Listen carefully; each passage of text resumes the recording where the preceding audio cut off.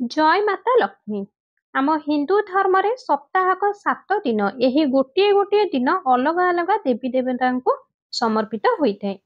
ଶୁକ୍ରବାର ଦିନଟି ମାତା ଲକ୍ଷ୍ମୀଙ୍କୁ ବି ସମର୍ପିତ ହୋଇଥାଏ। ଆଉ ମହାଲକ୍ଷ୍ମୀଙ୍କୁ ଧନର ଦେବୀ କୁହାଯାଏ। ମହାଲକ୍ଷ୍ମୀ ଧନ, ସୁଖ, ସମୃଦ୍ଧି, ଐଶ୍ୱର୍ଯ୍ୟ, ଧନ ସମ୍ପଦର ଦେବୀ ମନାଯାଏ। ଭିଡିଓଟିକୁ ଧ୍ୟାନର ସହ ଦେଖନ୍ତୁ। ଆଜିର ଭିଡିଓରେ ଆମେ ଆପଣଙ୍କୁ ଶୁକ୍ରବାର ଦିନ ଏମିତି କଣ ଭୁଲ କାମ ଯାହାକି ଆପଣ ଆଦୌ ଏହି ଦିନରେ କରିବା ଉଚିତ ନୁହେଁ। ଶୁକ୍ରବାର ଦିନ ସନ୍ତୋଷୀ ମାତାଙ୍କୁ ସମର୍ପିତ ହୋଇଥାଏ ଏବଂ ସନ୍ତୋଷୀ ମାତାଙ୍କର ବ୍ରତ ବି କରାଯାଏ, ପୂଜା କରାଯାଏ, ଯେପରି ଆପଣଙ୍କ ପରିବାରରେ କେବେ ଦୋଷ ନ ଲାଗୁ ସେଥିପାଇଁ ଶୁକ୍ରବାର ଦିନ କେଉଁ ଉପାୟ କରିବେ ତାହା ଆମେ ଆପଣଙ୍କୁ ବତାଇବୁ। ଆମ ଧର୍ମଶାସ୍ତ୍ର କହିଥାଏ କି ମହାଲକ୍ଷ୍ମୀ ପ୍ରତ୍ୟେକ ମନୁଷ୍ୟଙ୍କ ଦ୍ୱାରକୁ 7 ଥର ଯାଇଥାନ୍ତି, କିନ୍ତୁ ପ୍ରତ୍ୟେକ ଶୁକ୍ରବାର ଦିନ ମହାଲକ୍ଷ୍ମୀ ସବୁ ମନୁଷ୍ୟଙ୍କ ଦ୍ୱାରକୁ ଆସିଥାନ୍ତି। ଯଦି ଆପଣ ଆପଣଙ୍କର ଘରର ମୁଖ୍ୟ ଦ୍ୱାରରେ ମାଟିର ସୁରାଇରେ ପାଣି ଭରିକି ରଖିବେ ଏବଂ ଆପଣଙ୍କର ଘରର ମୁଖ୍ୟ ଦ୍ୱାରରେ ଦୀପ ଜଳାଇକି ରଖିବେ, ତ ଏମିତି ଘରେ ମହାଲକ୍ଷ୍ମୀ ବହୁ ଜଲ୍ଦି ପ୍ରବେଶ କରିଯିବେ। ଏମିତି ଘରେ ଧନର ବୃଦ୍ଧି ହୋଇଥାଏ। ଧର୍ମଶାସ୍ତ୍ରରେ ଏହା ବି ଲେଖା ଅଛି ଯେ ସନ୍ଧ୍ୟା ସମୟରେ 5ଟାରୁ 7ଟା ସମୟ ନେଇ ରାତି 10ଟାରୁ 11ଟା ମଧ୍ୟରେ ଆମ ଘରକୁ ମହାଲକ୍ଷ୍ମୀ ପ୍ରବେଶ କରିଥାନ୍ତି। ତ ଆମେ ମାନେ ଏହି କଥାକୁ ବିଶେଷ ଧ୍ୟାନ ରଖିବା ଉଚିତ। ଆମେ ଆମ ଘରର ମୁଖ୍ୟ ଦ୍ୱାର ସାମ୍ନାରେ କେବେ ବି ଚପଲ ଜୋତା ରଖିବା ନାହିଁ, ଝାଡୁ ରଖିବା ଉଚିତ ନୁହେଁ।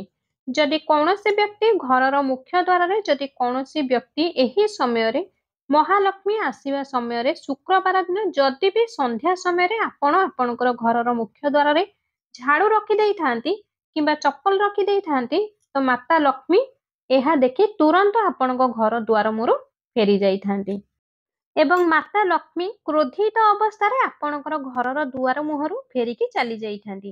ଆଉ ଯେଉଁ ଘରେ ମାତା ଲକ୍ଷ୍ମୀ ପ୍ରବେଶ କରିନଥାନ୍ତି ସେହି ଘର ଦରିଦ୍ର ହୋଇଯାଇଥାଏ। ଏମିତି ଘରେ ଆପଣ ନିଶ୍ଚିନ୍ତ ଦେଖିଥିବେ ସବୁ ମନୁଷ୍ୟ ତାଙ୍କ ମୁଖ୍ୟ ଦ୍ୱାରରେ ଲେମ୍ବୁ ଏବଂ କଞ୍ଚା ଲଙ୍କା ମିଶେଇ ଟାଙ୍ଗିକି ରଖିଥାନ୍ତି। ଏହାକୁ ଟାଙ୍ଗିଲେ ବିଶେଷ କାରଣ ରହିଥାଏ। ଯେଉଁ ଘରେ ଲେମ୍ବୁ ଏବଂ କଞ୍ଚା ଲଙ୍କା ଟଙ୍ଗା ଯାଇଥାଏ ସେହି ଘରେ ମାତା ଲକ୍ଷ୍ମୀଙ୍କର ଭଉଣୀ ଦରିଦ୍ରତା କେବେ ବି ପ୍ରବେଶ କରିନଥାଏ। କାହିଁକି ନା ଦରିଦ୍ରତା ଦେବୀଙ୍କର ମୁଖ୍ୟ ଆହାର ଲେମ୍ବୁ ଏବଂ କଞ୍ଚା ଲଙ୍କା ହୋଇଥାଏ। ଏଥିପାଇଁ ଏହା ବି କୁହାଯାଏ କି ଆପଣଙ୍କ ଘରେ ଫ୍ରିଜରେ କେବେ ବି ଏକା ସାଙ୍ଗରେ ଲେମ୍ବୁ ଲଙ୍କାକୁ ରଖିବା ଉଚିତ ନୁହେଁ। ଯେଉଁ ଘରେ ଫ୍ରିଜରେ ଏକା ସାଙ୍ଗରେ ଲେମ୍ବୁ ଓ ଲଙ୍କା ରଖିଥାନ୍ତି ସେହି ଘରେ କାଙ୍ଗାଳ ହୋଇଯାଏ। ସେହି ଘରେ ଧନର ଅଭାବ ହେବାକୁ ଲାଗିଥାଏ। ସେହି ଘରେ ଦରିଦ୍ରତା ଆସିଥାଏ। ଆଉ ଯେଉଁ ଘରେ ଦରିଦ୍ରତା ପ୍ରବେଶ କରିଯାଏ, ଦରିଦ୍ରତା ଆସିଥାଏ, ତ ସେହି ଘରେ ସବୁବେଳେ ଦୁଃଖ ଏବଂ ତକଲିଫ ଆସିଥାଏ, ଯାହାକି ଦରିଦ୍ରତା ଦେବୀଙ୍କ ସହିତ ଦୁଃଖ ଏବଂ କଷ୍ଟ ଏହି ଦୁଇଟି ଯାକ ଘରେ ଆପଣଙ୍କର ପ୍ରବେଶ କରିଦେଇଥାଏ। ଯଦି ଆପଣ ଚାହାନ୍ତି କି ଆପଣଙ୍କ ଘରେ ମହାଲକ୍ଷ୍ମୀ ପ୍ରବେଶ କରିଯାଆନ୍ତୁ, ଆପଣଙ୍କ ଘର ଧନ ଆଉ ବୈଭବରେ ପରିପୂର୍ଣ୍ଣ ହେଇଯାଉ, ତେବେ ଏହି ଭିଡିଓଟିକୁ ଶେଷ ଯାଏ ନିହାତି ଦେଖନ୍ତୁ। ଆପଣଙ୍କର ଫାଇଦା ପାଇଁ ଏହି ଭିଡିଓଟିକୁ ଆପଣଙ୍କ ପାଇଁ ବହୁତ ଲାଭଦାୟକ ହେବ। ଧର୍ମଶାସ୍ତ୍ର କହିଥାଏ କି ଶୁକ୍ରବାର ଦିନ ରାତିରେ ଅଷ୍ଟଲକ୍ଷ୍ମୀ ପୂଜା ଜରୁର କରନ୍ତୁ।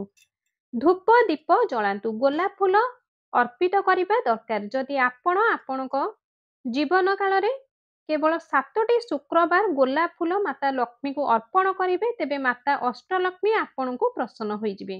ଅଷ୍ଟଲକ୍ଷ୍ମୀଙ୍କର ଲାଲ କଲର ଫୁଲ, ଖାସ କରି ଗୋଲାପ ଫୁଲ ମାତାଙ୍କୁ ଅତ୍ୟନ୍ତ ପ୍ରିୟ ହୋଇଥାଏ।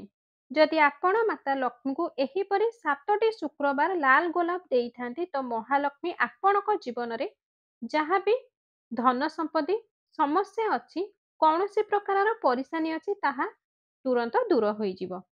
କିନ୍ତୁ ଧ୍ୟାନ ଦେବେ, ଲାଲ ପୁଷ୍ପ ଅର୍ପଣ କରିବା ସହିତ ହେ ମାତା ଲକ୍ଷ୍ମୀ ତୁମେ ମୋ ଘରେ ପ୍ରବେଶ କରିଯାଅ ଏହିପରି ପ୍ରାର୍ଥନା କରିବେ। ଆଉ ପ୍ରାଚୀନ କାଳର ଧର୍ମଶାସ୍ତ୍ରରେ ଲେଖା ଅଛି ଅଲଗା ଅଲଗା କଲରର ଗୋଲାପ ଫୁଲ ଆସିଥାଏ।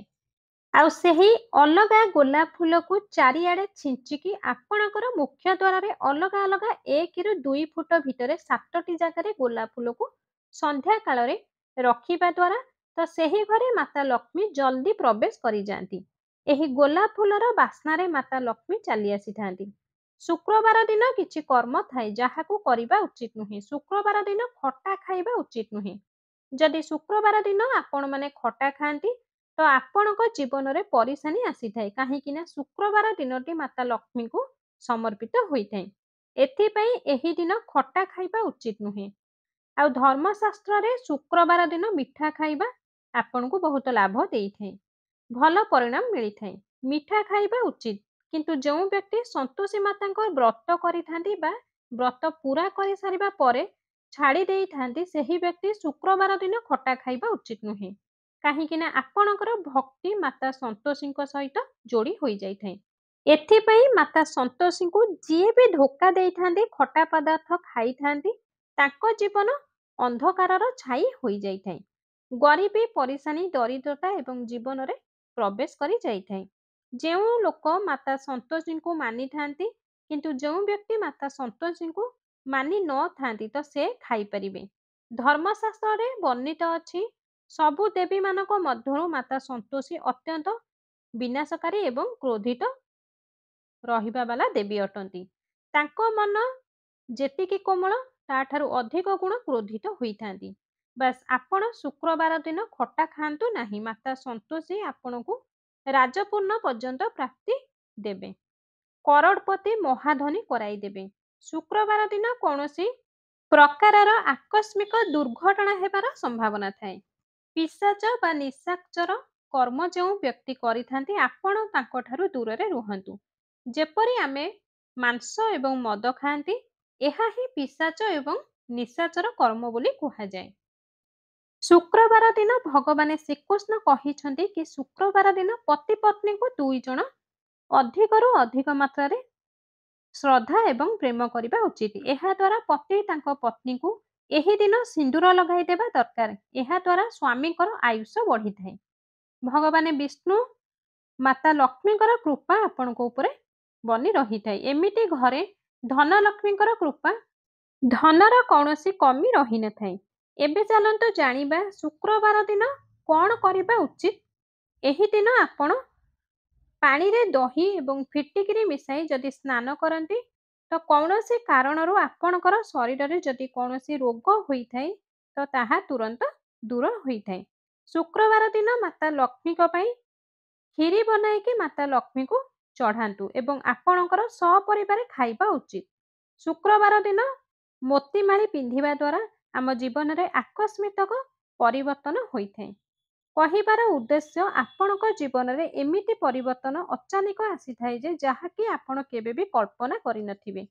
ମୋତିମାଳିକୁ ଯଦି କୌଣସି ବ୍ୟକ୍ତି ଧାରଣ କରିଥାନ୍ତି, ତ ମନ ସବୁବେଳେ ଶାନ୍ତ ରହିଥାଏ।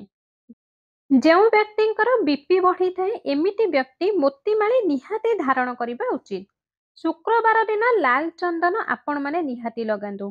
ଜ୍ୟୋତିଷ ଶାସ୍ତ୍ର ଅନୁସାରେ ଶୁକ୍ରବାର ଦିନ ଲକ୍ଷ୍ମୀକୁ ପ୍ରସନ୍ନ କରିବା ପାଇଁ ସବୁଠାରୁ ପ୍ରଥମେ ମହାଲକ୍ଷ୍ମୀଙ୍କୁ ପୂଜାର୍ଚ୍ଚନା କରିବା ଦରକାର। ଏହାପରେ ଲକ୍ଷ୍ମୀ ସ୍ତୁତ ପାଠ ଏବଂ କନକଧାରା ପାଠ କରିବା ନିହାତି ଦରକାର। ଏହା ଦ୍ୱାରା ଧନର ବର୍ଷା ହୋଇଥାଏ। ଯଦି ଆପଣଙ୍କ ଜୀବନରେ ମାତା ଲକ୍ଷ୍ମୀ ରୁଷ୍ଟ କରିଛନ୍ତି, ଆପଣଙ୍କ ଘରକୁ ଧନ ଆସିବାର ସବୁ ରାସ୍ତା ବନ୍ଦ ହୋଇ ପଡ଼ିଛି, ତ ଏହାର ଅତି ଉତ୍ତମ ଏବଂ ବ୍ରାହ୍ମଣ ଉପାୟ ହେଉଛି ଆପଣ ଶ୍ରୀ ସ୍ତୁତି କନକଧାରା ନିଶ୍ଚିନ୍ତ ପାଠ କରନ୍ତୁ। ପ୍ରତ୍ୟେକ ଶୁକ୍ରବାର ଦିନ ଯଦି ଆପଣ ଶ୍ରୀ ସ୍ତୁତି ପାଠ କରିବେ, ତ ଆପଣଙ୍କ ଗରିବୀକୁ ଦୂର କରିବା ପାଇଁ କୌଣସି ବି ଶକ୍ତି ଆଉ ରୋକିପାରିବ ନାହିଁ।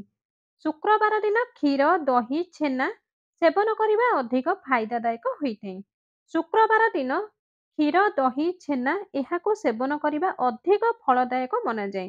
ମାତା ଲକ୍ଷ୍ମୀକୁ ପ୍ରସନ୍ନ କରିବା ପାଇଁ ଚାହୁଁଛନ୍ତି, ତ ଶୁକ୍ରବାର ଦିନ କ୍ଷୀର ଦ୍ୱାରା ଯାହା ବି ବନିଥାଏ, କୌଣସି ବି ପଦାର୍ଥ ଯାହାକି ପେଡ଼ା, ମିଠା, ଏହାକୁ ଆପଣ ସମର୍ପିତ କରିବେ। ଏହା ଦ୍ୱାରା ମାତା ଲକ୍ଷ୍ମୀ ପ୍ରସନ୍ନ ହୋଇଯାଇଥାନ୍ତି। ମାତା ଲକ୍ଷ୍ମୀଙ୍କୁ ପ୍ରାପ୍ତ ପାଇଁ ସବୁଠାରୁ ରାମବାଣ ଉପାୟ ହେଉଛି ଶୁକ୍ରବାର ଦିନ ଲାଲ କଲରର ଚୁନରିରେ ଖୁଆ ମିଠା ପକାଇ ଓସ୍ତ ଗଛ ତଳେ ରାତିରେ ଢାଳି ଦିଅନ୍ତୁ। କାହିଁକି ନା ରାତିରେ ମହାଲକ୍ଷ୍ମୀଙ୍କର ଭଉଣୀ ଦରିଦ୍ରତାର ବାସ ହୋଇଥାଏ। ତ ରାତି ହେବା ପୂର୍ବରୁ ଆପଣ ଏହି ଉପାୟ କରିବା ଦରକାର। ତ ଆପଣ ଲାଲ ଚୁନିରେ 5ଟି ପ୍ରକାର ନହେଲେ 3ଟି ପ୍ରକାର କ୍ଷୀର ଜାତୀୟ ମିଠା ରଖି ସେହି ଚୁନରିକୁ ଓସ୍ତ ଗଛ ମୂଳରେ ପକାଇ ଦେବେ। ପକାଇବା ସମୟରେ ପ୍ରାର୍ଥନା କରିବେ, ହେ ମାତା ଲକ୍ଷ୍ମୀ, ମୋ ଜୀବନରେ ଯେଉଁ ଧନର ଅଭାବ ଅଛି, ସେହି ଅଭାବକୁ ଦୂର କର।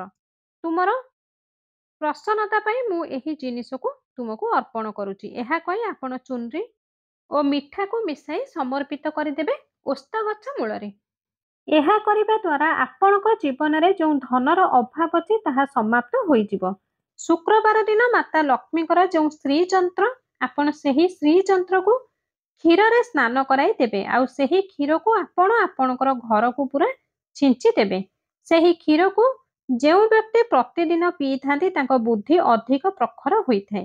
ଯଦି ଆପଣଙ୍କ ଜୀବନରେ ଅଧିକ ସମସ୍ୟା, ଆକସ୍ମିକ ଦୁର୍ଘଟଣା ବହୁତ ସାରି ଲୋକଙ୍କୁ ହୋଇଥାଏ, ତ ସେହି ବ୍ୟକ୍ତି ଶ୍ରୀଯନ୍ତ୍ରକୁ କ୍ଷୀରରେ ସ୍ନାନ କରାଇ ଦିଅନ୍ତୁ। ଆପଣ ଚାହିଁଲେ ଗଙ୍ଗା ଜଳରେ ବି ଶ୍ରୀଯନ୍ତ୍ରକୁ ସ୍ନାନ କରାଇ ପାରିବେ। ଆଉ ସେହି ଜଳକୁ ଆପଣ ଆପଣଙ୍କର ଘରର ବାହାରେ ଛିଟା ଲଗାଇ ଦେବେ। ଆପଣ ଦୁର୍ଘଟଣାରୁ ବଞ୍ଚିବାକୁ ଚାହୁଁଛନ୍ତି ତ ପ୍ରତ୍ୟେକ ଶୁକ୍ରବାର ଦିନ ଶ୍ରୀଯନ୍ତ୍ରର ଗାଧୁଆ କ୍ଷୀରକୁ, ଗଙ୍ଗା ଜଳକୁ ଆପଣଙ୍କ ଘରର ବାହାରେ ଛିଟା ଲଗାଇ ଦିଅନ୍ତୁ। ଭିଡ଼ିଓଟି ଯଦି ଆପଣଙ୍କୁ ପସନ୍ଦ ଆସିଥାଏ ତେବେ ଭିଡ଼ିଓଟିକୁ ଗୋଟେ ଲାଇକ୍ କରିଦିଅନ୍ତୁ।